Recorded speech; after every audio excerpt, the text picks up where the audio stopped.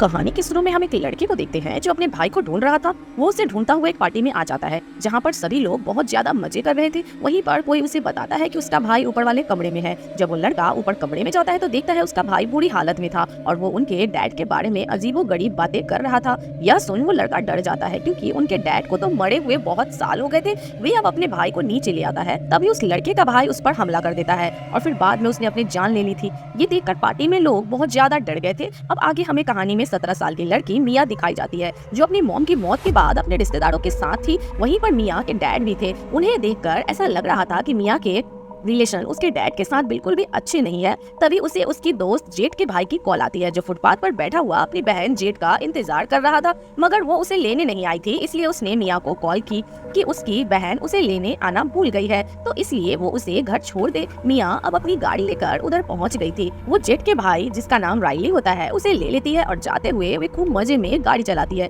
तभी रास्ते में इनकी गाड़ी में अचानक से जख्मी हालत में कंगारू आकर लेट जाता है। मिया बार-बार अपनी गाड़ी उस कंगारू के पास ले जाती है मगर अपनी गाड़ी को रोक देती है। वो उस कंगारू की जान नहीं लेना चाहती थी, इसलिए ये दोनों उस कंगारू को वहीं पर छोड़कर आगे चले गए थे। वो अब राइली को उसके घर ले आती है जहाँ पर वो अपनी दोस्त जेट से भी मिलती है। यहाँ पर दिखाया जाता है कि मिया की दोस्त जेट अपने एक फ्रेंड के साथ थी जो कभी मिया का भी दोस्त हुआ करता था, लेकिन खैर मिया अब इन चीजों से कोई फर्क नहीं पड़ता। वो इस बात को नजरअंदाज करके जेट से बहुत प्यार करती थी। अब बातों बातों में मिया जेट को एक वीडियो दिखाती है जिसमें एक लड़के की बड़ी बड़ी काली आंखें थी। ऐसा लग रहा था कि उस पर किसी शैतानी आत्मा का कब्जा हो। तभी वहाँ पर उनका एक दोस्त आता है। आज रात इन सब ने अपने दोस्त के यहाँ पार्टी में जाना था। ये सभी उधर पहुँच जाते हैं। मिया का दोस्त सबको बताता है कि हम एक गेम खेलने वाले हैं जिसका नाम है टॉक टू मी, मुझसे बात करो। मिया इस गेम को खेलने के लिए तैयार थी। उसे एक चेयर पर बिठाकर बांध दिया जाता है। अब उसका दोस्त उसके सामने टेबल पर रखी हुई मोमबत्ती जलाता है। दूसरा दोस्त एक अजीब से हाथ के स्टैचू को मिया के सामने रख देता है। अब उसको ये लोग बताते हैं कि तुम्हारे इस हाथ से अपने हाथ को मिलाना है और टॉक टू मी बोलना होगा। तभी सारी लाइट्स बंद कर दी जाती है। अब मिया ऐसा करती है, उस स्टैचू के हाथ से अपने हाथ को मिलाती है। तभी उसे अपने सामने एक बूढ़ा आदमी बैठा हुआ दिखाई देता है। ये देखकर तो वो बहुत ज्यादा घबरा गई थी और अपना हाथ उस हाथ से अलग कर लेती है, लेकिन अपने दोस्तों के बहुत कहने पर वो इस खेल को फिर से शुरू करती है।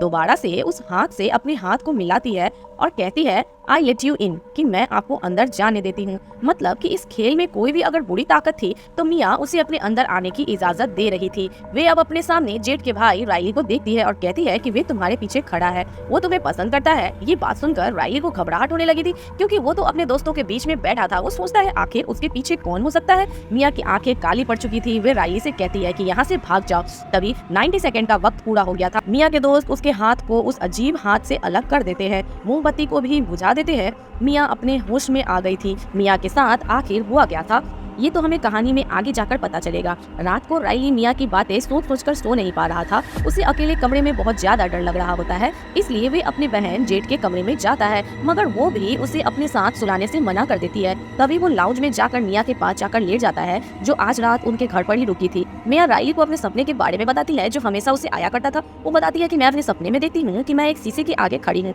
लेकिन मुझे उसमें अपना रिफ्लेक्शन अक्सर नजर नहीं आ रहा। फिर वो दोनों गेम के बारे में बात करते हैं तो मिया बताती है कि मुझे उस वक्त ऐसा लग रहा था कि जैसे मैं हवा में तैर रही हूँ। और यही बातें सुनते सुनते राइली सो जाता है। मिया उसके हाथ से उसका फोन लेकर साइड पर रखती है और प्यार से उसके सर पर हाथ फेरती है।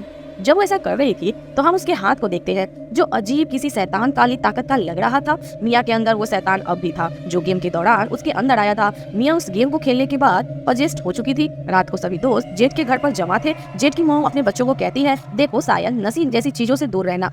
इतना कहकर वे घर से चली गई थी। अब यहीं पर मिया अपने एक दोस्त से उस हाथ के बारे में पूछती है कि आखिर इसकी कहानी क्या है, तो वो बताता है कि मैं ज्यादा तो कुछ नहीं जानता, पर हाँ इस हाथ के बारे में कहा जाता है कि इसे एक मीडियम से जिस्म से काटा गया था। मीडियम मतलब वो जो भूत प्रेत आत्माओं से बातें कर सकते हैं। ऐसा इसलिए किया गया ताकि आत्माओं की दुनिया से इंसान जुड़े रहे। मतलब ये हाथ आत्माओं की दुनिया का रास्ता है। अब यहाँ पर सभी एक एक करके उस हाथ के साथ गेम को खेलते हैं और बारी बारी सब एक दूसरे की वीडियो भी बना रहे थे। सभी को ऐसा करने में बहुत मजा आ रहा था, मगर जेट इस गेम को एक बार भी नहीं खेलती। यहीं पर राइली थी, इस गेम को खेलने के लिए बोलती है, मगर जेट उसे मना करके बाहर चली जाती है। अब जब जेट बाहर जाती है तो मिया राइली को गेम खेलने की इजाजत दे देती है। मिया जो पोजेस थी, शैतान के कंट्रोल में थी, तो जो कुछ शैतान उसे सोचने या बोलने को कह रहा था वो वही कर रही थी। राइली अब जब उस गेम को शुरू करता है और वो हाथ पकड़ता है और आई लेट यू इन कहता है, वैसे ही उसके अंदर मिया की मम की आत्मा आती है जो कि मिया से बात करने लगी थी। मगर जब तक वो वक्त पूरा हो गया था जो सब दोस्तों ने राइली को गेम खेलने के लिए दिया था, लेकिन मिया ने अपनी मॉम की आत्मा को महसूस किया था। उसे उनकी आवाज भी आ रही थी।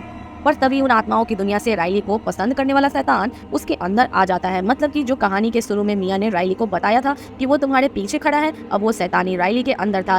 तभी राइली अपनी सर को टेबल पर जोर जोर से मारता है। थोड़ी देर बाद उधर पुलिस भी आ गई थी और राइली के मामले में पूछताछ करने लगती है।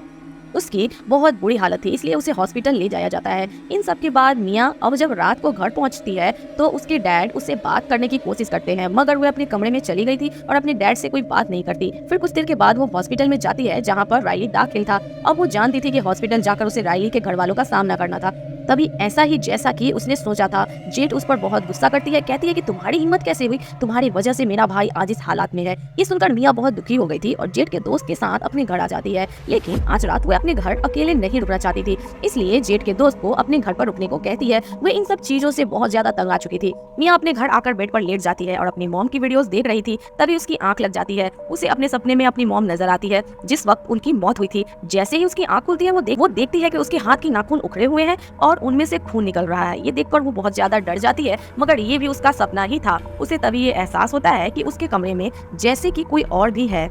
जब वो जेट के दोस्त के पास उसे देखने जाती है तो उसके साथ घर पर आया था उसे एक शैतान नजर आता है जो जेट के दोस्त के पाँव को चूस रहा था। मिया ये देखकर बहुत डर गई थी। वो बार बार उसे जगाने की कोशिश करती है, कहती है उठो, देखो तुम्हारे पास कौन है। लेकिन जैसे ही जेट का दोस्त नींद से जागता है, असलियत में मिया ही थी जो उसके पाँव को चूस रही थी। ये देखकर तो वो बहुत ज्यादा डर गया था और हैरान भी हो जाता है। उधर हॉस्पिटल में जेट और उसकी मॉम जब राइली को बाथरूम में उसको साफ कर रही थी तो तभी राइली जेट के हाथ पर काट लेता है और जोर जोर से हंसता हुआ फिर से अपना सर दीवार में मारता है। शैतान बार बार मिया को भी ये एहसास दिला रहा था कि राइली बहुत दुख में है, तो उसे तुम उसके दुख से आजाद कर दो, यानी कि मार दो। मिया इन सब के बारे में अपने सभी दोस्तों से बात करती है। फिर वो उसी लड़के के पास जाती है जिसको हमने कहानी के शुरू में देखा, जिसने अपने भाई की जान ले ली थी। वे लड़का उन्हें यही बताता है कि वे हाथ एक शैतानी हाथ है, आत्माओं की दुनिया का रास्ता। इससे ज्यादा मैं इसके बारे में कुछ नहीं जानता। इसलिए मिया के जितने भी दोस्त थे कुछ न कुछ कर पाने की वजह से अपने अपने रास्ते चल देते हैं। अब मिया, जेट और उसका दोस्त तीनों हॉस्पिटल वापस आते हैं। वो ये सोच रहे थे कि शायद उस दिन गेम में कुछ अधूरा रह गया होगा।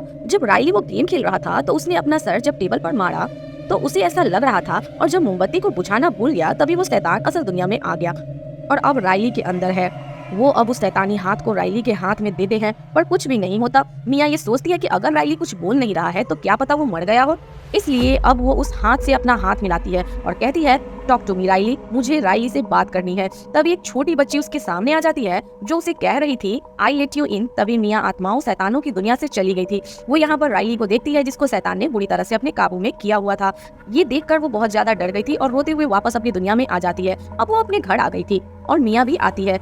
उसे उसके मॉम का खत सुनाते हैं जिसमें लिखा था, मेरे प्यारे हस्बैंड और मिया, आज मैं बहुत खुश हूँ। आज मेरे लिए बहुत अच्छा दिन है। मैं उम्मीद करती हूँ तुम भी बहुत अच्छे होंगे। मैं अब बिल्कुल दर्द में नहीं हूँ। ये बातें सुनकर मिया अपने डैड के गले लग जाती है। तभी दूर से मिया को अपनी मॉम के आने की आवाज सुनाई देती है कि तुम्हारे डैड झूठ बोल रहे हैं। मिया बार बार उसे बस यही सुनाई दे रहा था कि तुम्हारे डैड झूठ बोल रहे हैं। तभी शैतान मिया के डैड की शक्ल में उस पर हमला कर देता है। मिया एक कैंची से उस पर वार कर देती है, मगर वो ये भूल गई थी कि असल में उसके सामने उसके डैड थे। ये सिर्फ उसका बस एक बहम था। फिर वो अपने दोस्त जेट को कॉल करती है और बताती है कि मैं बहुत दर्द में हूँ, तुम मेरे घर आ जाओ। जेट राइली को अकेला छोड़कर मिया के घर आ जाता है। पर ये क्या, मिया तो हॉस्पिटल की पार्किंग में थी। जो जाते हुए जेट को देख रही थी, इसका मतलब है कि शैतान ही मिया के अंदर था जिसने धोखे से जेट को घर पर बुलाया ताकि वो राइली को मिया से मरवा सके। अब मिया हॉस्पिटल से राइली को व्हील चेयर पर बिठाकर रोड पर ले आई थी। दूसरी तरफ जेट मिया के घर पहुंचकर उसे बार बार कॉल कर रही थी। अब जब मिया उसकी कॉल नहीं उठाती तो वो उसके घर के अंदर जाती है और देखती है कि मिया के डैड खून से लथपथ पड़े हैं। ये देखकर जेट तो सब कुछ समझ गया था। वो अपनी मॉम को कॉल करके मिया के बारे में बताती है और अब वो जल्दी जल्दी हॉस्पिटल पहुंचती है तो देखती है मिया राइली को व्हील चेयर पर रोड के बीच में ले जा रही थी। मिया अंदर ही अंदर सोच रही थी कि उसे राइली को मारना चाहिए या नहीं, जैसा कि उसने कंगारू के बारे में सोचा था जो हमने कहानी के शुरू में भी देखा। तभी यहाँ पर मिया की मॉम के शक्ल में वह शैतान आता है जो बार बार उसे राइली को मारने के लिए उस्का रहा था। तभी मिया यहाँ पर गाड़ी के सामने राइली को फेंकने के बजाय खुद कूद जाती है, लेकिन जेट ने उसे बचा लिया था। अब वो जख्मी हालत में हॉस्पिटल में थी। जहां पर वे शीशे में खुद को देखती है तो उसे अपना अक्स नजर नहीं आता और बेहोश हो जाती है। उसका बुरा सपना सच हो गया था। वे आत्माओं की दुनिया में फंस गई थी। उसे आत्माओं की अंधेरी दुनिया में मोमबत्ती की रोशनी दिखाई देती है। जब वो उसके पास जाती है तो मोमबत्ती के ऊपर एक हाथ होता है। मिया जैसे ही उस हाथ को पकड़ती है तो उसे एक लड़का दिखाई देता है जो कहता है, आई लेट यू इन। मतलब अब ये हाथ किसी और के साथ गेम खेलने वाला था। ये बात तो साफ थी कि मिया ने राइली को बचाने के पीछे अपनी जान को खतरे में डाल दिया था। वो हाथ किसके पास था, इस बारे में भी किसी को कुछ पता नहीं था। और इसी के साथ इस फिल्म की कहानी भी यहीं पर खत्म हो जाती है। मूवी की एक्सप्लेनेशन आपको कैसी लगी हमें कमेंट करके बताएं, और मूवी की एक्सप्लेनेशन अच्छी लगी हो तो वीडियो को लाइक भी करें।